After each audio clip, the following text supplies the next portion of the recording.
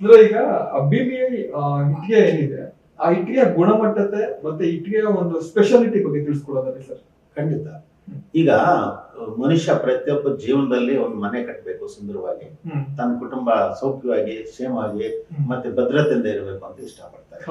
ಈಗ ನಾವು ಏನೇ ವ್ಯಾಪಾರ ಮಾಡಿದಾಗ ನಿರಂತರವಾಗಿ ಬೆಳಿಬೇಕು, ಒಂದ್ 2 ದಿವಸಕ್ಕೆ ಆದ್ರೆ ಅದಂತ ನಿರಂತರವಾಗಿ ಇರ್ಬೇಕು ಅಂದ್ರೆ ನಾವು ಕ್ವಾಲಿಟಿ ಗುಣಮಟ್ಟನ ನಾವು ಮಾಡ್ಲೇಬೇಕಲ್ವಾ.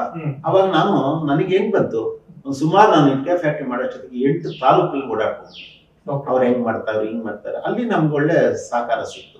ನೋಡಿ ಸರ್, ಇದು ಒಳ್ಳೆ ಉದ್ದಿಮೆ, ಇದು ನೀವು ಗುಣಮಟ್ಟ ಇದನ್ನ ಚೆನ್ನಾಗಿ ಮಾಡ್ಕೊಂಡು ಹೋದ್ರೆ ಇರುತ್ತೆ. ಈಗ 3 ತರ ಮಣ್ಣನ್ನ ಮಿಶ್ರಣ ಮಾಡಿಸ್ಬೇಕು, ಆಮೇಲೆ ಬಾಕ್ಸ್ ಹೊಡಿಯೋವಾಗ ಪ್ರೆಸ್ ಚೆನ್ನಾಗಿ ಹೊಡಿಬೇಕು, ಆಮೇಲೆ ಅದನ್ನ ಚೆನ್ನಾಗಿ ಬರ್ನ್ ಮಾಡ್ಬೇಕು.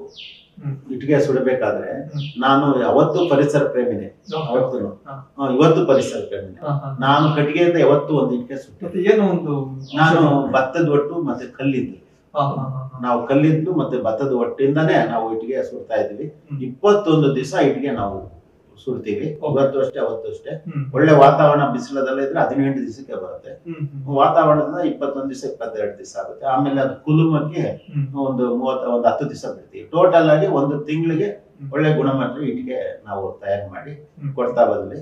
ದಿನೇ ದಿನೇ ಇಟ್ಟಿಗೆ ಚೆನ್ನಾಗಿ ಅಭಿವೃದ್ಧಿ ಆಯ್ತು. ಬಂದವರ ಹತ್ರನೂ ಅಷ್ಟೇ ನಾವು ವಿನಯ ವಿಧತೆಯಿಂದ ಇದನ್ನ ಎಕ್ಸ್ಪ್ಲೈನ್ ಮಾಡ್ತಾ ಇದ್ವಿ. ಆಮೇಲೆ ಅವ್ರಿಗೆ 10,000 ಇಟ್ಟಿಗೆ ಅಂದ್ರೆ 10,000 ಇಟ್ಟಿಗೆ, ಒಂದು ಲೋಡ್ಗೆ 2,000 ಅಂದ್ರೆ 10 ಇಟ್ಟಿಗೆ ಜಾಸ್ತಿನೇ ಹಾಕಿ ಬಂದಿದ್ವಿ. ಅದು ಪ್ರತಿಯೊಂದು ನಮ್ಮಲ್ಲಿ ಇಟ್ಟಿಗೆ ಫ್ಯಾಕ್ಟ್ರಿ ಯಾರೇ ಮಾಡ್ಲಿ ಎಲ್ಲರೂ ನಮ್ ತರನೇ ಮಾಡ್ಬೋದು, ಬಟ್ ಸಂಖ್ಯೆನಲ್ಲಿ ಏರುಪೇರು ಮಾತ್ರ ಮಾಡ್ಬೋದು. ನಾವು ಹೇಳ್ತೀವಿ 2 ಸಾರಿ ಚೆಕ್ ಮಾಡ್ಕೊಳ್ಳಿ, ಆ ತರ ಮಾಡ್ತಾ ಬಂದ್ವಿ.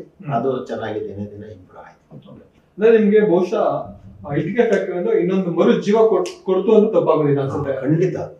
ಸೊ ಅದರ